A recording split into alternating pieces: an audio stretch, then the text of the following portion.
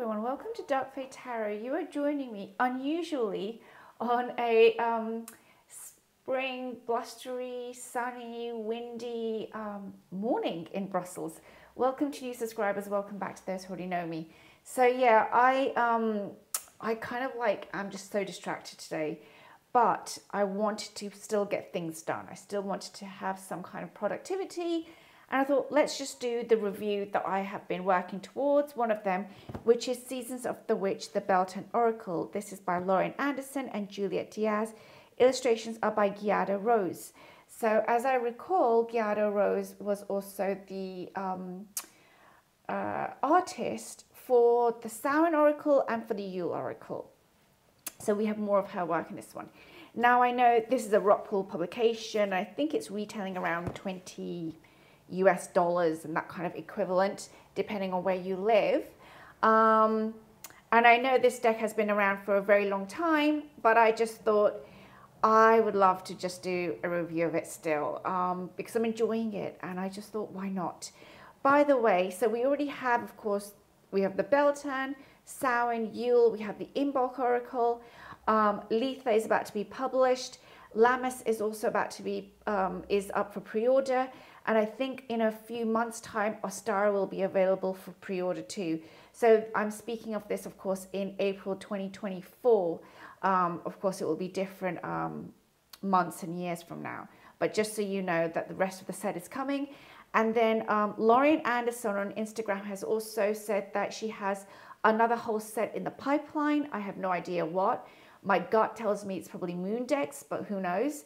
So she has a whole another set of decks in the pipeline, and she also does a really great she has kind of like journaling prompts and lots of materials available via her own creations. And one of the reasons why I work with these decks so much is because of this creator. Actually, I really like her work. Okay, so let's get into this deck. So I'm going to be looking at the concepts. This is the inside, and each of the Seasons of the Witch decks, as you buy by now, you probably know, they come with their own different gilding, so that's really nice, like a theme. This theme is very golden color. So here we have the backs, loving it. It's a bee theme, already a winner for me, and this is the gold gilding. Now the cards are not in order because I've been working with them. I'm still working with them, but yeah, it's that bling gold. In some ways, I wish it was yellow, but, you know, I don't know what they've got planned in the future. But the Yule one has green, the Samhain one has red. I mean, I love all of the gilding. Anyway, and the gilding actually is not chipping, which is great. Okay, so you have kind of like a yellow accent on there, which gives a hint again to the yellow theme of this. And we have a guidebook, which we're going to look at a bit later. So first of all, let's look at the cardstock. This is typical Rockpool, glossy. Mine has not bowed. I know sometimes they bow. This one hasn't. And it hasn't also chipped or anything. It's actually staying up in pretty good condition. I'm not, though, a rough user. If you're a rough user, I don't know. I take care of my decks, basically. So we have, again, a keyword. We have the number to look up the meanings in the guidebook. And then we have a small prose. This is when Llewellyn Anderson and Juliet Diaz were still doing proses. Now they've changed that. Personally, I really like the prose. It really looks at this from the old school witchery. So we're looking at a few hundred years ago.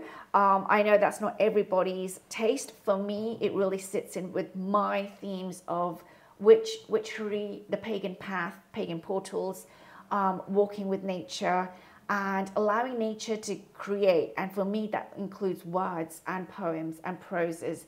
So for me, I love that, but I do know that that wasn't really always what everybody wanted. So, you know, the decks vary. This one has that old school prose, which I love.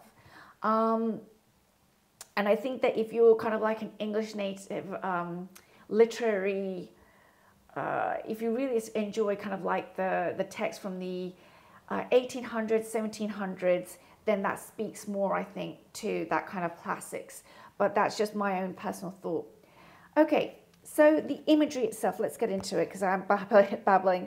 The imagery itself really lends itself, I think, to a mixture of traditional and modern themes. We do have diversity, we have animalism, we have covens and groups in here. We have age diversity, I say that and this comes up. Body diversity. We also have male representations or male representing forms. And there's obviously the theme of the bee. This deck really likes to be in nature. That's the whole point of this deck. We're going to see less of that. You know, in Mabon, we see a lot of being inside the house, that kind of thing. In the Imbolc, we're very much in a very cold wooded area.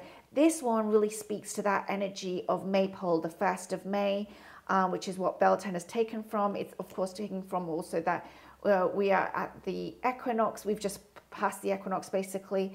So, and we're going towards the solstice. So it's that point of, the Beltane is referring to the point geographically where basically where the sun is at vis-a-vis the earth in the northern hemisphere. So yes, it's a celebration, and I always think of it as Maypole, which is in England, celebrated 1st of May. It's kind of like a very pagan tradition. I think it was not very popular for many years, and then it was revived, and I like that kind of thing. I think it's fun. It reminds me of my childhood. I didn't grow up in cities a lot of the time. Sometimes I was in small towns and villages in England, and therefore the more pagan traditions are more, I think, prominent in those spaces, but that's just my personal experience. I really love this deck because it is also very empowering. As you can see, we have an emphasis, as I've already mentioned, on the green man. I like to think of it as the green man, the green woman. We have just an emphasis on the nature and the merging of the person and their environment. And so it really is, for me, a very strong pagan deck in that sense. I really love the fact that there's a lot of fire in this deck. It's a very fiery deck. Phoenix, orgasm. It's really very, for me, lighting that inner flame. And then we have milk and butter. So there's a soothing as well, right?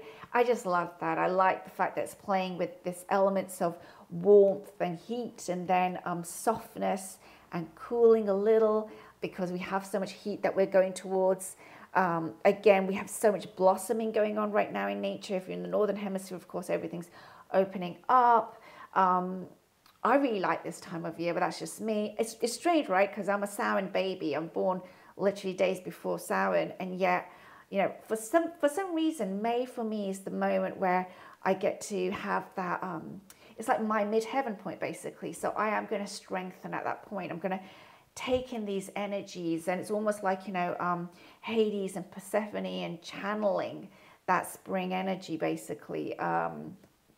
So yeah, I really love the blossoming that's going on here. I really like also that there's this feeling of being okay with our bodies. This deck really is very, for me, clear about being okay with our bodies, being okay with our relationships, and that diversity.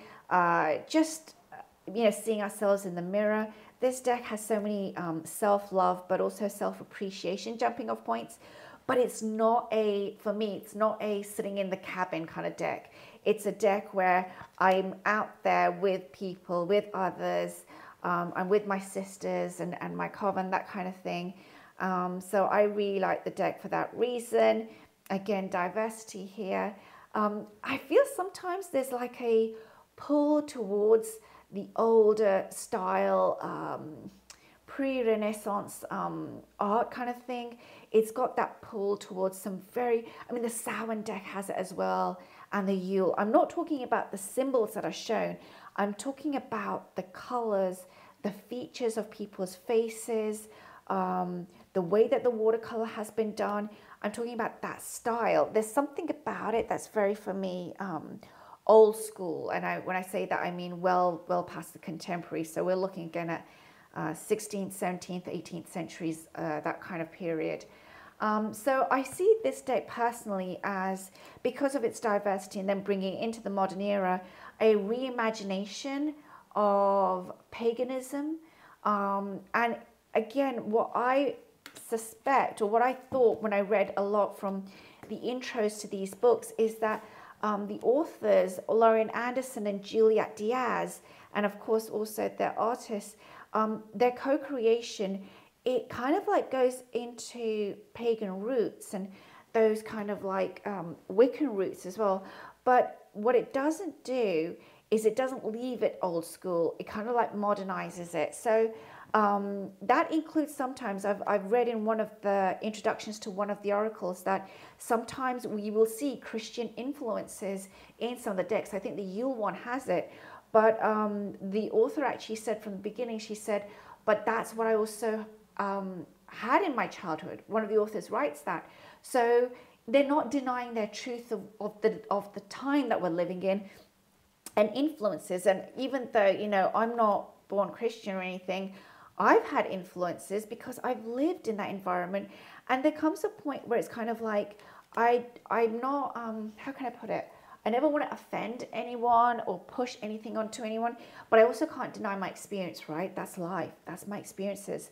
So I work, I don't know, towards a path which allows inclusivity, which allows variation in also our paths, our experiences with spirit. You know, nothing is wrong. We're living in a time where we're just so mixed. Look, there's our maple. So yeah, it's just about respect. For me, it's about respecting the mixture of cultures, not just of my own, but of the people around me. And I like to celebrate that. That's just who I am. So I hope that makes sense. I love these drawings. Look at that, she's so beautiful. And there's such a good flow of energy in this deck. I find it at ease. I find it really on point with where we are at this point in, I mean, think about it. For me, spring is when I can relax a little bit and breathe because I'm out of the cold of winter. I say that, right? But I say that with irony because yesterday it was 5 Celsius in the morning. I don't know what that is in Fahrenheit. It was cold. It was cold. We're still wearing our winter jackets right now. But the idea is the spring theme that we're opening up, like it's the flowers opening, it's the petals are opening, the leaves are, the budding is happening. I love the rituals. Hand fasting, by the way, I've gone past it. Hand fasting is, by the way, a ritual we have in the East. So it's lovely to have that as a reminder too. We have some beautiful goddess energy. Yeah, it's a deck that initially I thought, oh, I'm not sure if it's for me. So it took a long time for me to get this deck. But we recently had some great deals on Amazon here in Europe, finally, because we don't get sales, by the way, for decks and books in Europe, in continental Europe. UK is separate. But we did have some sales, and so myself and a few of my fellow tarot tubers here kind of like went and pilfered Amazon, basically, pilfered the aisles in Amazon. Okay, so yeah. The energy for me for this deck is very reminiscent. If we're thinking tarot-like, of course, in the seasons we're in spring, so we're in that very Aries and then Taurian energy, that Fae energy from Gemini, that kind of thing. But in terms of the elements and going beyond like the fire, I see a lot of fire in this deck. I would say it's like 3 of Cups. It's a celebratory energy. The 4 of Wands, celebrating unions. It's really like a little bit of 10 of Pentacles, the family, but it's really for me a very union with nature, union with each other, union with our deities kind of deck. It's not a solitary deck for me.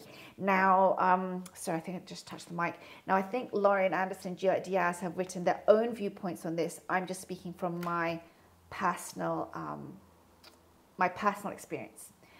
I'm thinking, okay, so let's go into the guidebook. I've wrapped it on, and then we are going to do some pairings. This deck is great if you just want to pull a card and meditate. I've done that. It's also great. It's great for many reasons. We'll look at that in a moment, but let's look at the guidebook. So let's give it a very quick shuffle. Again, you see the backs, beautiful backs here.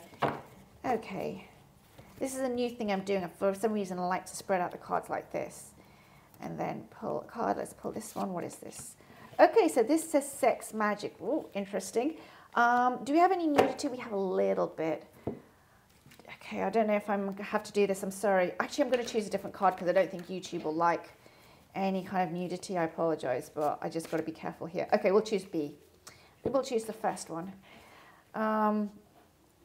Okay, so what does it say in the guidebook for B, and what do we have here? So the guidebook, by the way, let's go from the beginning here. We have themes, we have an introduction from Lorraine and Juliet, which is always beautiful, invocations, how to use a card, and then we have these wonderful intention cards, altar cards. We have spreads here, which are always wonderful. I like to do an interview with my Seasons of the Witch decks, but I also like to do these spreads. I'll explain that in a bit. These are great. So let's see, what does it say for B? Possibilities. So it says, don't drink all of life from one flower, for there are many to taste and many to explore. See, again, I think it's an outward deck. Every day, thousands and thousands of hardworking bees travel miles, each in search of pollen to bring back to the hive as nourishment. Perhaps bee would rather stay inside and hive out of fear of being a tiny little creature in a big wide world. But bee knows it cannot build without the right resources, that it must be willing to leave the comforts of home in search for more. Bee has sought you out today to remind you to be willing to put yourself out there. The universe will provide for your needs, but you must be willing to step outside the box. There is never just one source and always many possibilities waiting for you.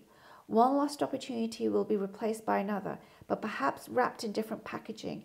And one relationship gone will be filled with the love of someone who can better attend to your needs, even if this new love is the exact opposite of your usual type. Just as bee travels from flower to flower, you may need to try different ventures and trust your inner wings to guide you until your potential is distributed to the right place. As you reach beyond your familiar boundaries, you will begin to expand your idea of what is good, right, and possible. The further you extend yourself, the more resources, tools, people, and opportunities you shall find. Be reminded to keep an open mind as doing what you've always done, and you will get what you already have. Consider avenues you would never dream of embracing. You may find a whole new field of flowers from which to pick. Oh, that's beautiful. Then it has additional Beltane animals. It's mentioned eagle, fox, frogs. I love this. This book has little nuggets in the middle of it. Sometimes you'll find a recipe, expansion visualization. I mean, for me, these decks have been phenomenal, not just because of their artwork and the beauty of how it's been constructed, but also the work that's gone into the guidebook. I think I really have to give a shout out to that. Okay, so how have I used it? I've used this deck, as I've mentioned, for meditation. So I've just pulled a card and used it as like a focus point when I'm meditating, and then did a bit of journaling afterwards. I also use this for my week ahead and oracle pull, which I'm going to show you as well. So I will pull a card. For example, I'll pull this card, Embodiment, and then I'll pull a tarot card, and those are my cards for the whole week. And then the daily cards are, they're more, day-to-day affairs, but there's a theme overall running from the oracle and the tarot for the pull ahead, which I'm going to show you as well. And then also what I have been doing is in the lead up to Beltane, every week, like on a Sunday, I'll do one of the spreads. On the Saturday or the Sunday, I'll do one of these spreads. And it's nice because it gives me a chance to work with the deck in different ways, work with the deck and other oracles and tarot decks. Okay, so what have I been doing the week ahead reading with? Okay, so the first deck I want to show you, which I paired it with, which I absolutely love pairing it with, was the Joie, Vivre Tarot by Paulina Cassidy. This is a US Games mass market deck. And I really, really have enjoyed putting it with this deck. These are just very spring themes for me. Here it says Embodiment, here's the Ace of Swords, Chant, and here comes the Devil. So hear me loud, hear me roar, for I am hearing my truth. And for me, this is like breaking out of the bonds that tie us. Wildcat and King of Wands. Wow, isn't that a pair? I mean, isn't that synchronicity for you? Stone Circle, Six of Cups. Again, being with our loved ones, and here we're celebrating. It's just such a lovely pairing. Sacrifice, Knight of Coins. Perhaps it's about sacrificing our intentions and just getting on with the practical day-to-day. Vision and Page of Wands. So this is just a few I'm going to show you with this deck. But again, I just love the softness and the childlike energy that I've got here, the innocence of that energy of spring. So that's the Joie de Vivre by Paulina Cassidy. Enjoying this deck very much. So the next one after this, so is I kind of like have taken this just to see if it might work, which is the Hush Tarot. Let's have a quick look to see. I'm not sure about this one, but I still wanted to try it, so I thought I'd bring it out. So again, here we have the Six of Cups and Vision, the Sun and the Goddess. Wow, there's something about this. I see this perhaps Hush energy as like in spring when we still have some of that winter left over, and Rowan and the Ace of Swords. Yeah, there's no need to fear. I mean, there is something about this. And here's Pegasus, and here's the Two of Swords. So this is about breaking free, and of course, this is of course when we're in a stalemate, when we have the Two of Swords energy. So interesting, right? When you put these two together. Another one that I wanted to show you, which I think will work very, very well, I'm guessing here, but I think it will, is with, just give me a moment. I just need to take a sip because my throat is so dry. So the deck that I've got here is the Llewellyn Tarot by Anna Marie Ferguson. It's by the publishers Llewellyn. I love this deck, and I love it at this time of year. It's such a spring deck for me, and I just thought maybe I could try. Wow, Wheel of Fortune of Pegasus. Oh, I love this. Oh, I love this. Growth and the Hermit. That's synchronicity for me. Even the backs look beautiful together. Look at that. Eight of Wands and Honey. Oh, wow. The Green Man and the Four of Wands. Wow. So there's a union there, and that's, of course, about marriage and stability. Self-worship and Three of Wands. Journeying. This is beautiful. And Fire Festival and Temperance. Okay, so I just wanted to show a few, but I think that they go beautifully together. Very, very happy with that combination. Okay, so I'm saving the best for last, actually. I think it's the best, but I'm saving one of the best for last. Or they're all great, actually.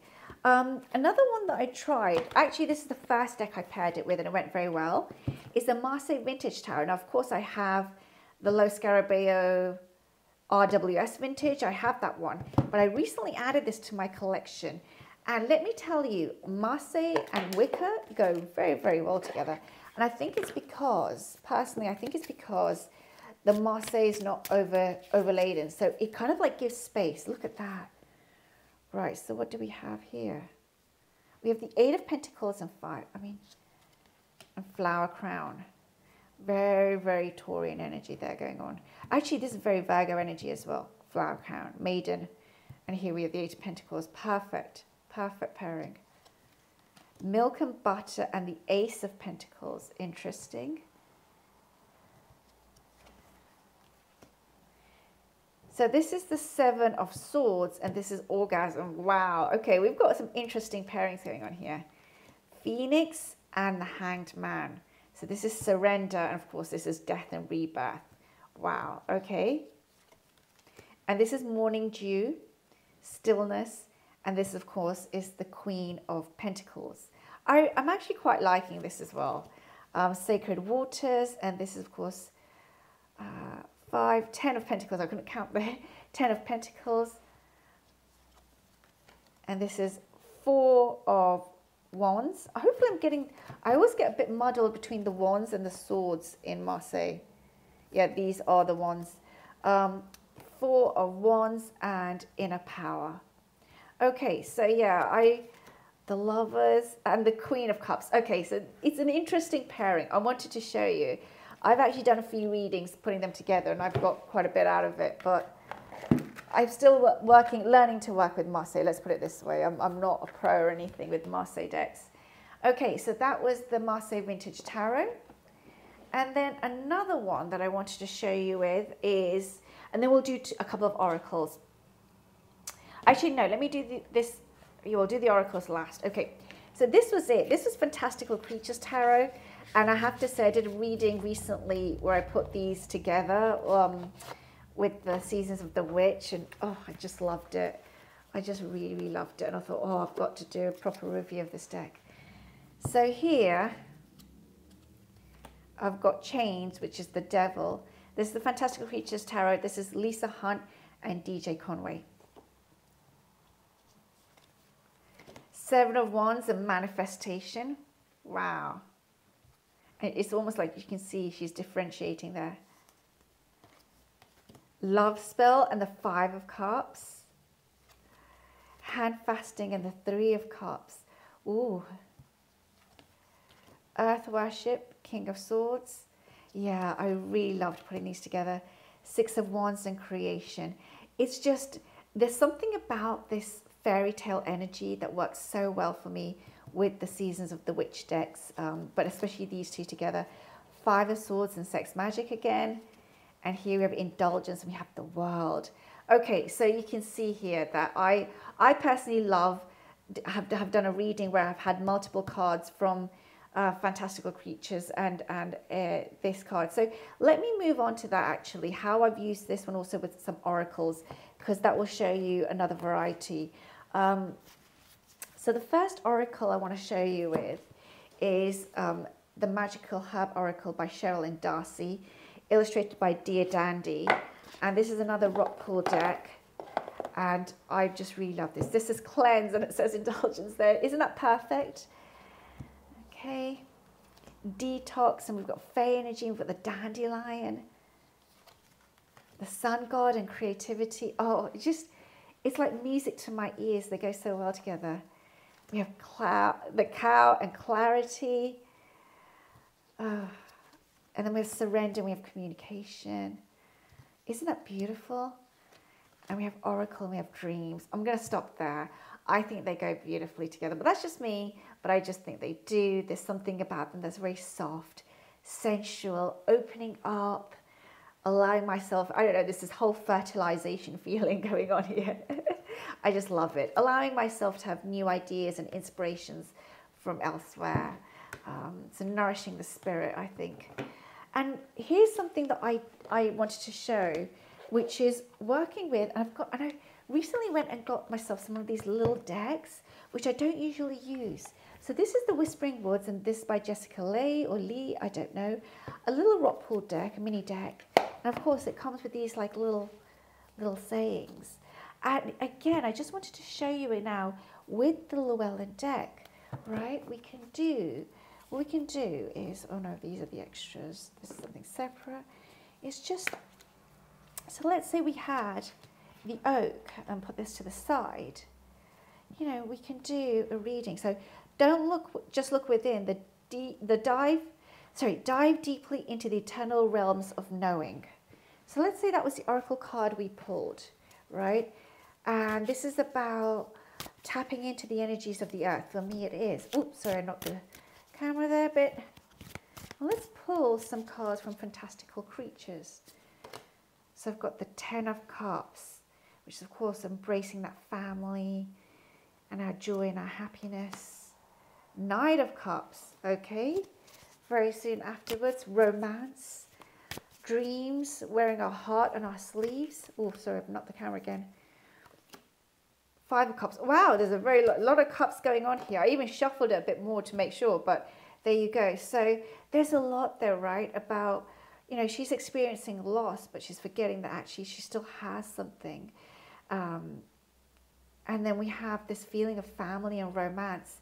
And perhaps we're looking at things like, you know, missed chances, thinking I missed my boat. I didn't get to experience what I wanted to experience, or I didn't get to have that fulfillment, or I'm looking for that fulfillment, but we're still holding on to things that we've lost. And this is really about trusting for me, and trusting with the natural world. And just adding on kind of like one of these little whispering wood pieces. It says here, joy. Spread seeds of joy like a wildflower. No doubt you will revel in the result. So really this is giving me the antidote to this Five of Cups. You know, if I want to be able to experience this and also turn into nature, it's asking me to tap into joy. I just love this. That's beautiful readings. And you can always mix this up with another tarot deck or another oracle deck. For example, if you pull out the Magickal Herb Oracle, because it's out here, I can just, again, just pull out another card. I've got here meditation. Doesn't that go well with that oak card? So now, so I'll just put this to the side. There we go. We've got here meditation. So really just about allowing ourselves to breathe, to connect with nature, to trust. You know, we've got 10 of Cups energy going on here. You know, there's just so much that you can pull just from this. And I thought I'd just show you it. I don't know, sorry, I just realized they're not all coming into, I need to get a better setup still, sorry. But there we go, you know, that was meditation, there's the oak. So hopefully you're getting a chance to see all of this. But I just thought these were lovely energies. There's something about them that's very verdant, very green, very fertile. And I really wanted to show that and put some cards in front of you that I pulled together. So there you go. There's my review of this beautiful Seasons of the Witch Beltane Oracle by Juliet Diaz and Lorraine Anderson, artwork by Giada Rose.